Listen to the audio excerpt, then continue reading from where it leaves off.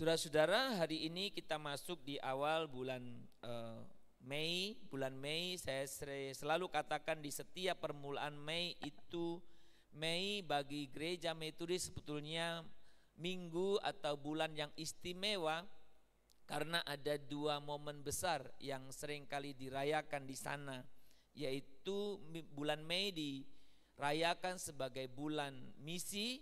Bulan Mei juga dirayakan sebagai minggu di mana ada momen Aldersgate di sana, awal kegerakan Metodis, dan pas selalu bulan Mei juga sebenarnya kita mengingat atau merayakan hari kenaikan.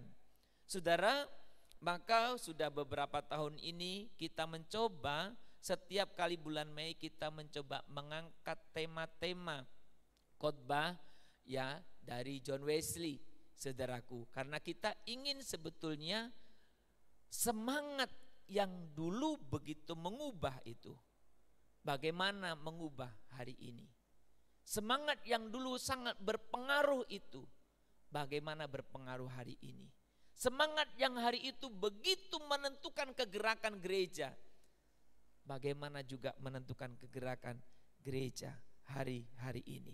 Saudara, maka dalam bulan ini kita juga akan bersama-sama merenungkan beberapa topik tentang khotbah-khotbah John Wesley.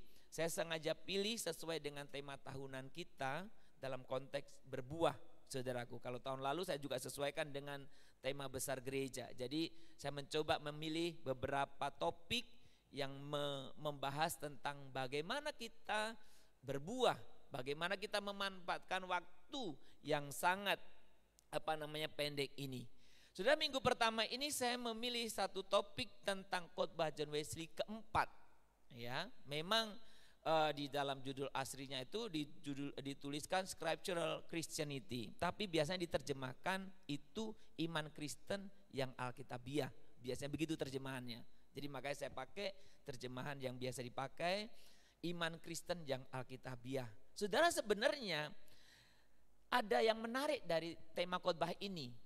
Khotbah ini merupakan khotbah John Wesley yang terakhir di Oxford. Dan yang menarik adalah John Wesley tidak mengerti bahwa itu khotbahnya yang terakhir sebenarnya. Tetapi di dalam aplikasi yang terakhir itu dia memberikan satu penegasan yang sangat tajam dan menyinggung banyak orang, mungkin para pemimpinnya ya. Biasa ya kalau khotbah itu menyinggung orang. Kalau khotbahnya undangan nggak diundang lagi tuh, ya kan? Kalau di jemaat biasanya nggak disukai, biasa begitu, ya kan? Jadi itu dari dulu seperti itu. Nah saudara, maka ini khotbah yang sangat menarik ketika saya mempelajari, membaca. Memang John Wesley kalau khotbah begitu tajam, begitu keras dan sangat biblikal, berdasarkan firman dan betul-betul mengangkat begitu banyak ayat. Ya, tentu pagi hari ini saya tidak mengkhotbahkan membaca khotbah John Wesley, bukan. Tetapi saya mau mengambil satu poin-poin hal penting saja, tentu sesuai dengan apa yang dia ambil dari nas yang dia pilih, saudaraku. Saudara, kita akan membaca firman Tuhan hari ini dari Yehezkiel 33. Memang John Wesley cuma mengambil ayat yang keempat kalau nggak salah. Tapi saya akan membaca ayat 1 sampai 9 ya. Yehezkiel 33 ayat 1 sampai 9.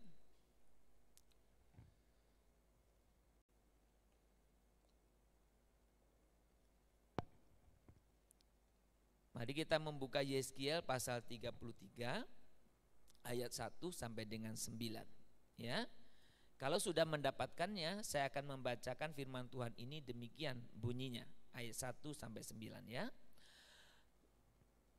Lalu datanglah firman Tuhan kepadaku, hai anak manusia, berbicaralah kepada teman-temanmu sebangsa dan katakanlah kepada mereka, kalau aku mendatangkan pedang atas sesuatu negeri dan bangsa negeri itu mengambil seorang dari antara mereka dan menetapkan dia menjadi penjaganya.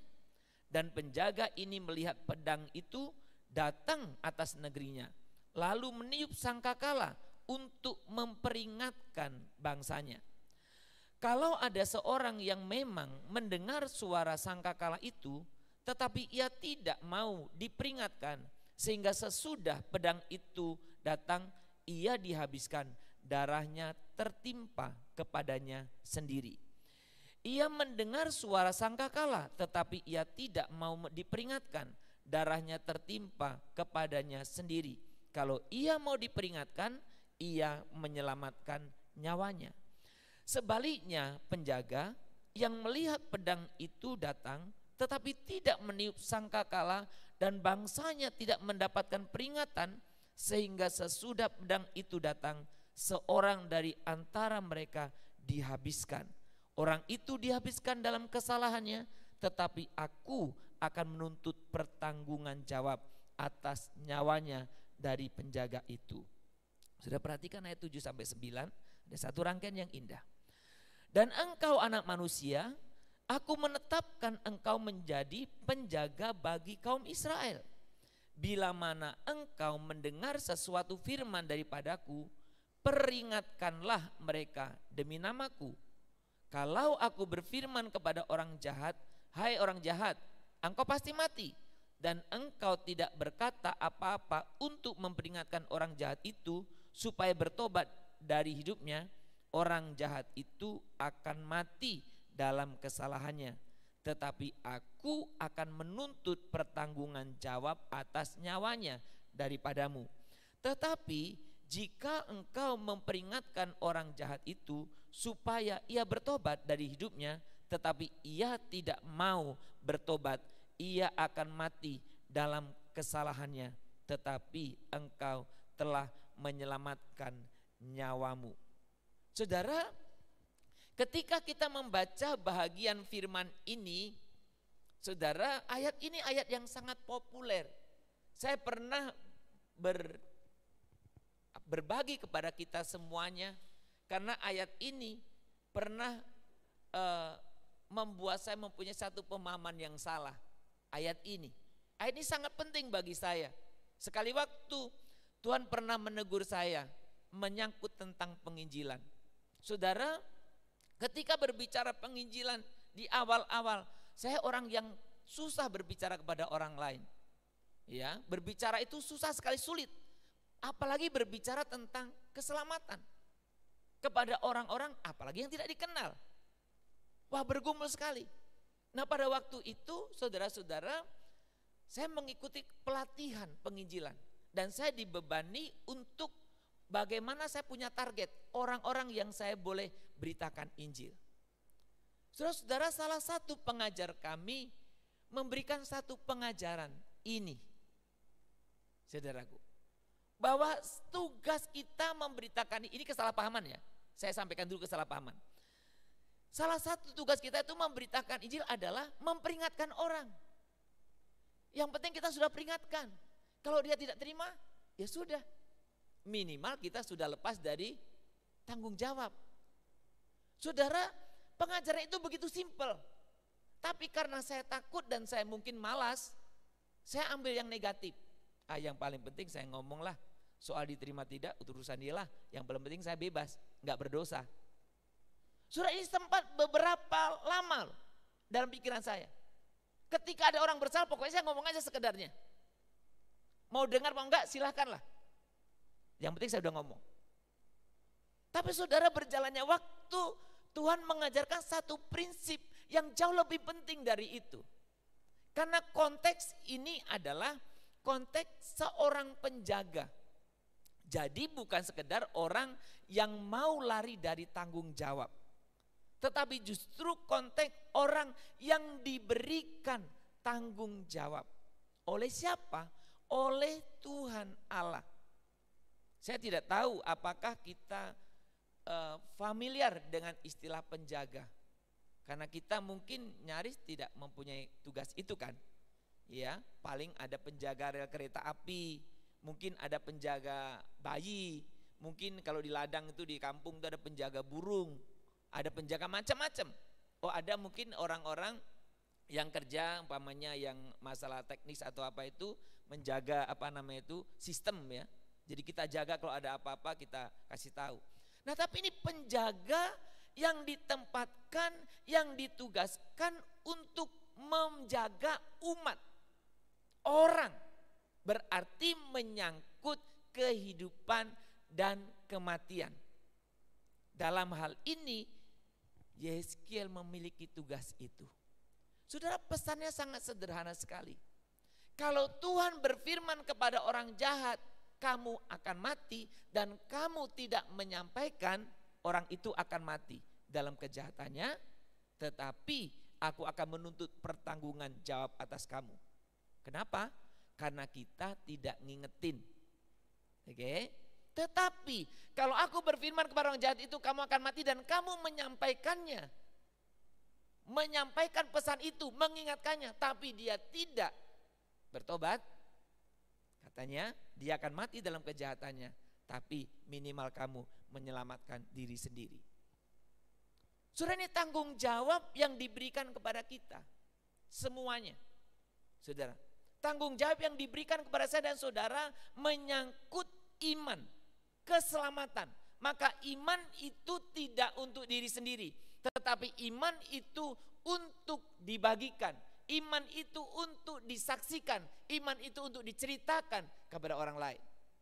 Saudara, ketika saya merenungkan khotbah ini, karena saya akan menyampaikan khotbah John Wesley, saya bingung, kenapa John Wesley pakai ini?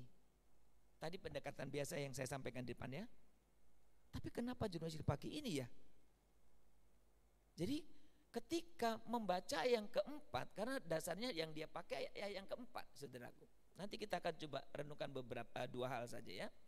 Ayat 4 dikatakan begini, kalau ada seorang yang memang mendengar suara sangkakala itu, tetapi ia tidak mau diperingatkan, sehingga sesudah pedang itu datang, ia dihabiskan, darahnya tertimpa kepadanya sendiri.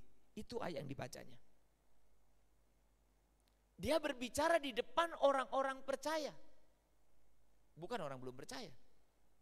Di depan ada banyak pemimpin-pemimpin, bukan orang yang baru percaya. Ayat ini berbicara begitu keras. Karena ayat ini sebetulnya mengoreksi iman. Apa iman itu? Seperti apa iman yang sebenarnya? Orang Kristen yang sebenarnya itu harusnya seperti apa? Ada banyak pandangan tentang iman. Menurut atau versi beberapa teolog, ada macam-macam tentang iman, definisinya. Tapi yang mau kita belajar di sini adalah bagaimana iman yang seperti diceritakan dalam Alkitab, yang Tuhan Allah tuntut dari kita. Saudara, ada dua hal yang memang ada beberapa hal, tapi saya mau ambil dua hal saja yang sangat penting untuk kita bisa belajar bersama-sama, saudaraku. Saudara, ketika kita membaca Yeskiel pasal 33 ini, secara khusus mungkin kita fokus ayat 7 sampai 9, kita melihat bagaimana ketika berbicara iman, yang pertama-tama itu sebenarnya setiap kita itu harusnya bertanggung jawab atas diri sendiri. Perhatikan baik. Ketika kita berbicara iman, ya kan? Sebenarnya setiap kita itu harus bertanggung jawab pada diri sendiri. Nah, John Wesley memang menyebut begini. Ketika kita berbicara iman, iman itu bisa dilihat bahwa iman itu bersifat pribadi. Ada banyak diambil contoh-contoh di dalam Alkitab. Bagaimana orang yang percaya Tuhan Yesus secara pribadi, kemudian mengalami perubahan hidup secara pribadi, hidupnya jauh dari apa yang selama ini terjadi, dan hidup betul-betul bagi Kristus. Ya, ada banyak sebutkan contoh itu. Prinsipnya iman itu bersifat pribadi. Nah, saudara, kita kembali kepada teks Yeskiel. Orang itu bertanggung jawab, saya katakan tadi, kepada pribadi. Kita itu tugasnya apa? Mendengar, menaati firman Tuhan secara pribadi. Ya. Saudara, di Yeskiel ini sebenarnya terjadi satu pembaharuan, mungkin mulai Yeremia juga. Dulu orang Israel suka bilang begini, Bapak Ibu. Orang Israel itu paling gampang nyalain orang, terutama pemimpinnya.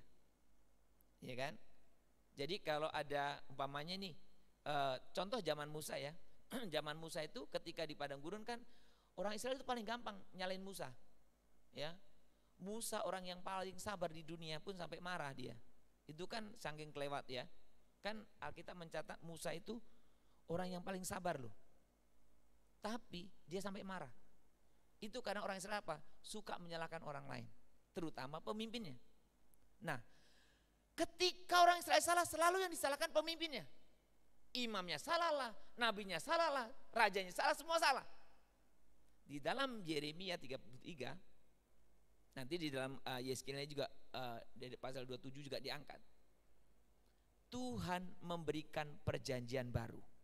Apa perjanjian baru? Kalau dulu Taurat itu diajarkan, berarti ada orang ngomong. Kalau orang gak ngomong berarti gak ngajar, salah. Sekarang Taurat itu gak diajarkan. Di mana Taurat itu? Ditanam di dalam hatimu. Jadi Taurat itu kesadaran benar salah itu gak perlu diajar. Kesadaran benar salah itu ada dalam diri kita semua. Apa ada kita yang tidak sadar itu salah itu benar? Iya. Saya pengen lihat orangnya. Karena Tuhan sudah tanam di dalam diri kita. Di dalam sejak zaman Yeremia dikatakan demikian sudah ditanam di dalam dirimu. Sehingga kamu mengerti tanpa harus diajari, tanpa harus saudara-saudaraku ada pengajar. Maka saudaraku, prinsip yang pertama tentang iman itu adalah setiap kita bertanggung jawab secara pribadi mendengar dan menaati firman Tuhan. Saya dan saudara, kita tempatkan kita sebagai Yeskiel yang punya tanggung jawab, yang punya secara pribadi punya tanggung jawab untuk apa? Mendengar, mentaati. Ini poin, ini langkah yang pertama. Karena kita tidak mungkin memiliki iman kalau kita tidak sungguh-sungguh mendengar akan firman, tidak sungguh-sungguh mentaati akan firman.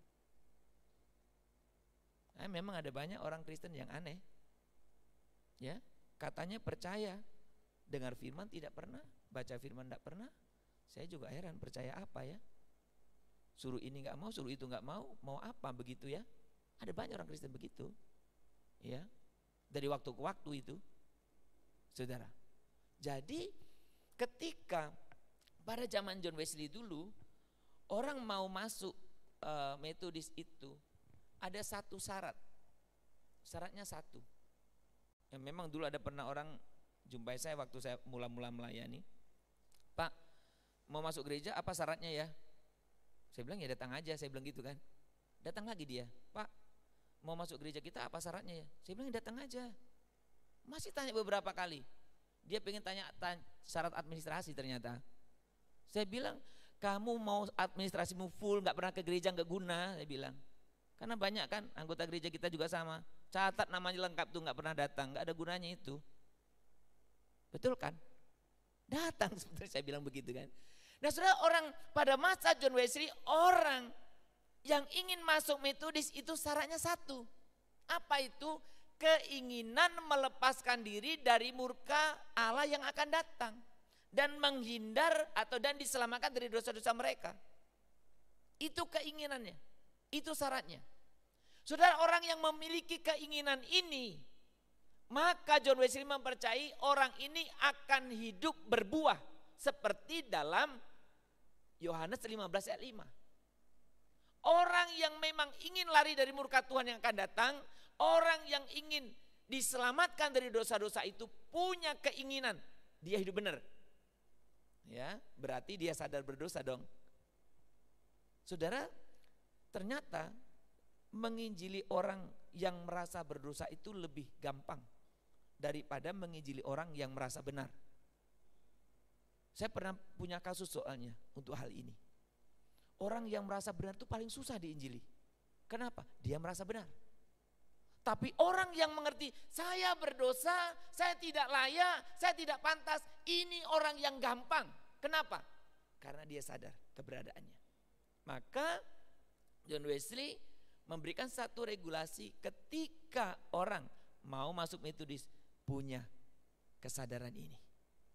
Orang yang demikian dia akan mengalami kehidupan yang lebih baik.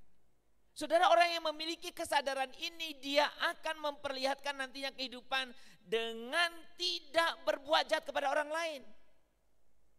Saudara, dalam khotbah yang keempat ini John Wesley banyak menyoroti bagaimana orang-orang yang terima Kristus itu tidak mungkin dia berbuat jahat kepada orang lain. Tidak mungkin orang yang sudah lahir baru itu dia jahat kepada orang lain. Tidak mungkin orang yang lahir baru itu memfitnah orang lain. Tidak mungkin orang yang lahir baru itu berniat yang buruk. Nah saudara, maka di dalam apa yang dikatakan etika Metodis itu disebut orang yang benar-benar memiliki keinginan itu dia tidak berbuat jahat kepada orang lain. Apa sih tidak berbuat jahat kepada orang lain itu? Saya sengaja tulis lengkap ya itu supaya bisa dibaca, ya kan? Banyak itu, tidak berkelahi, tidak bertengkar, berselisih, berperkara, caci maki, tawar menawar, ya, enggak apa istilahnya menghibur diri yang tidak benar, tidak pamer, gitu-gitulah. Banyak. Itu salah satu ciri orang yang secara pribadi sudah memiliki iman. Iman yang benar, ya kan? Yang kedua, orang yang demikian biasanya juga akan apa? Berbuat baik terhadap semua orang. Kan orang yang mengalami kasih Kristus, Rasul Yohanes tuliskan, dia pasti akan mengasihi orang lain. Jadi bukan hanya pasif tidak berbuat jahat, tetapi juga aktif berbuat baik. Apa itu berbuat baik? Mengajar, ya kan, menasihati, menyapa orang dengan hati yang tulus, memberikan pekerjaan, berbuat baik. Saudara, jadi iman yang ada secara pribadi itu, dalam pribadi itu mengubah hidup kita. Sekali lagi bukan hanya tidak berbuat jahat, tetapi berbuat baik, aktif dia.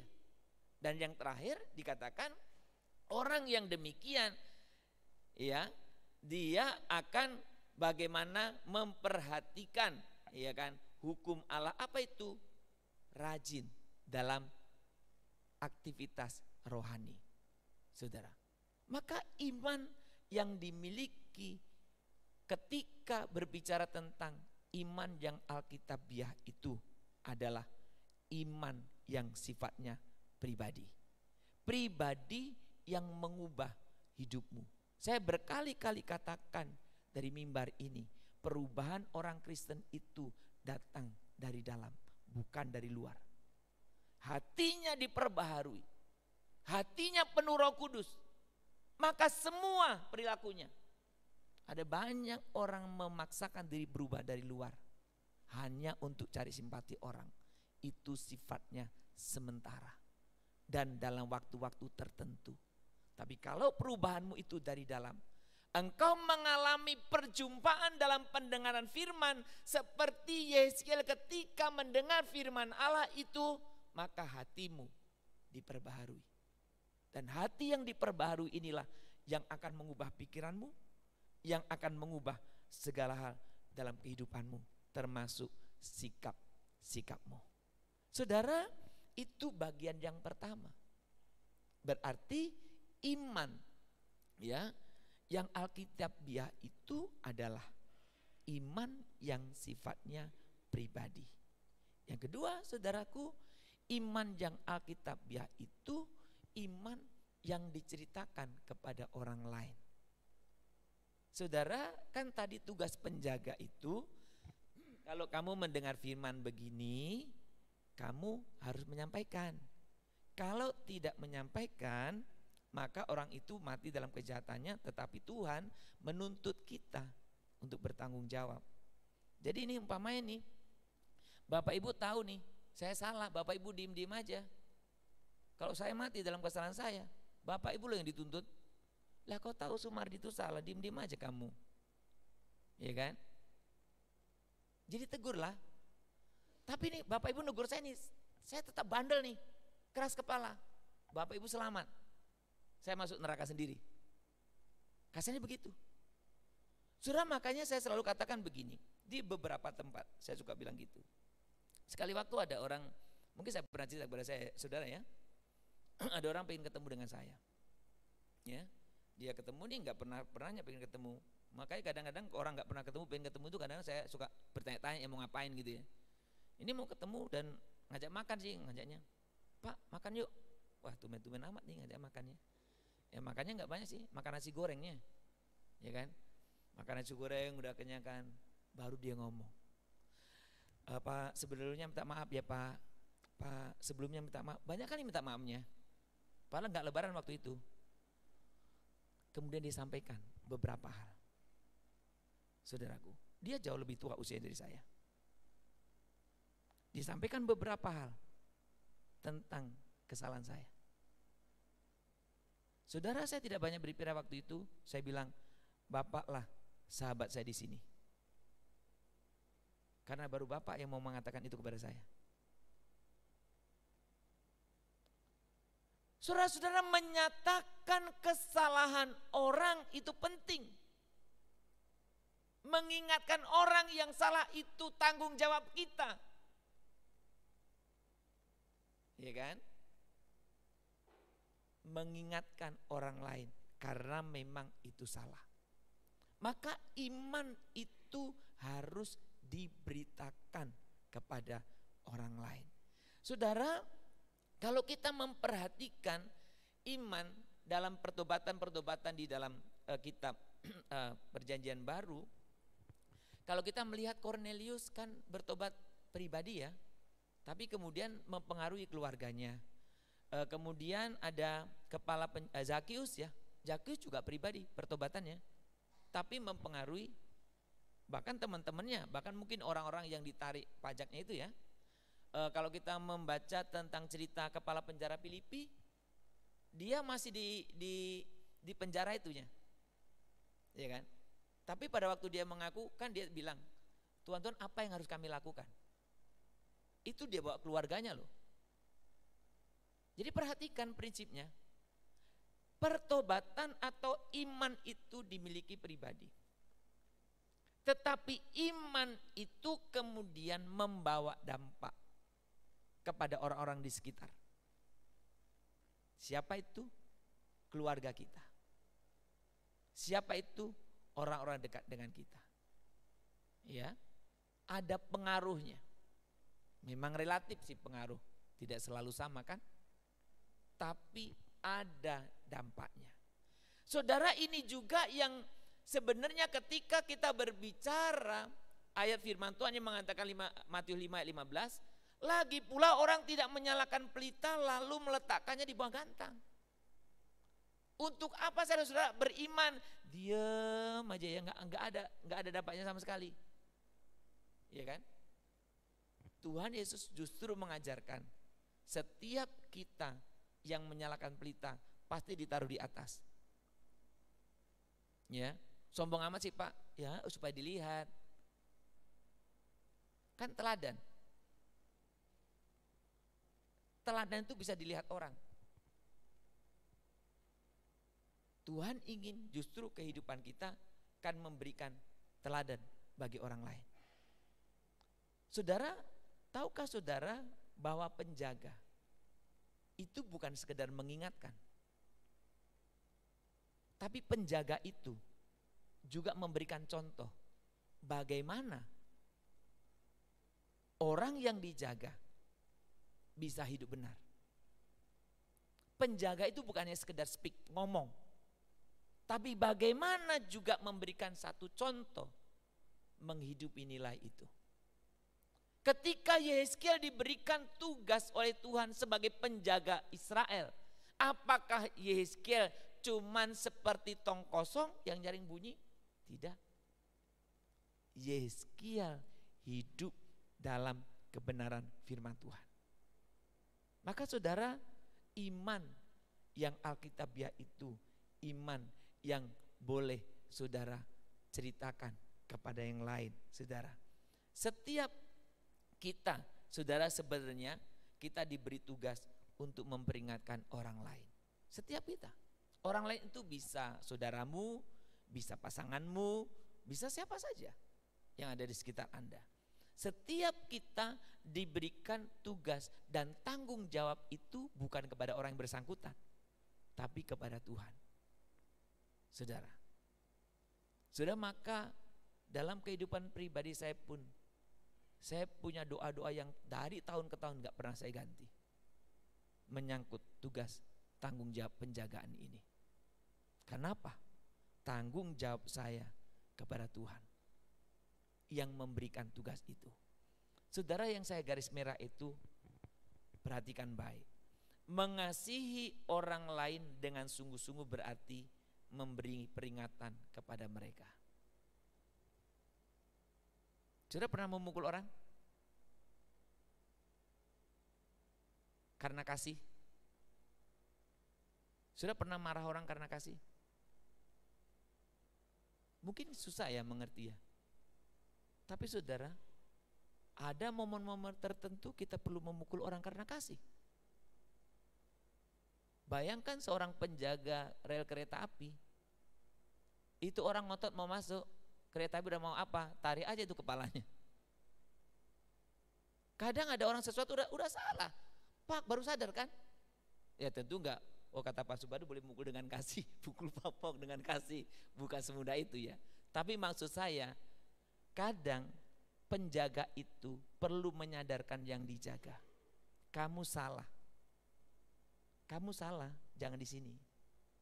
Ya, kamu nggak boleh di sini. Dan itu perlu kadang-kadang peringatan keras kepada orang-orang yang kita jaga. Dan itu tugas siapa? Saya dan saudara. Ketika kita berbicara tentang iman yang alkitabiah, saya pernah sampaikan ini di masa pandemi waktu itu. Saudara dan saya ini orang percaya, orang yang sudah beriman. Menjaga kita bukan menakut-nakuti, tapi menjaga kita bagaimana kita membawa berita keselamatan kepada mereka. Kita menyampaikan berita keselamatan, bukan kematian. Tetapi kalau memang tidak mendengar, ya akibatnya mati kan? Berita keselamatan yang kita sampaikan, orang tidak mendengar, apa yang akan terjadi? Mereka akan mengalami kematian. Saudara, jika demikian, apa itu iman yang alkitabiah? Apa itu iman yang alkitabiah? Iman Kristen yang alkitabiah adalah iman Kristen yang bukan sebagai pendapat orang. Oh beriman itu gini, beriman itu gini, bukan begitu. Iman Kristen juga bukan sebagai satu sistem ajaran saja, bukan. Tapi iman Kristen yang alkitabiah adalah iman yang mengubahkan hatimu. Dari dalam ini iman yang juga mengubahkan kehidupanmu.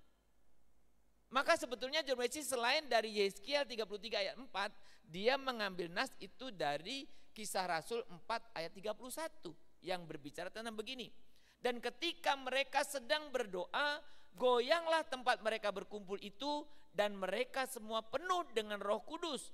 Lalu mereka memberitakan firman Allah dengan berani. Penekanannya di sini adalah penuh dengan Roh Kudus. Jadi perubahan itu sekali lagi saya ulangi, mulai dari dalam hatimu yang kemudian mengubah kehidupanmu. Kiranya iman yang demikian saya dan saudara miliki.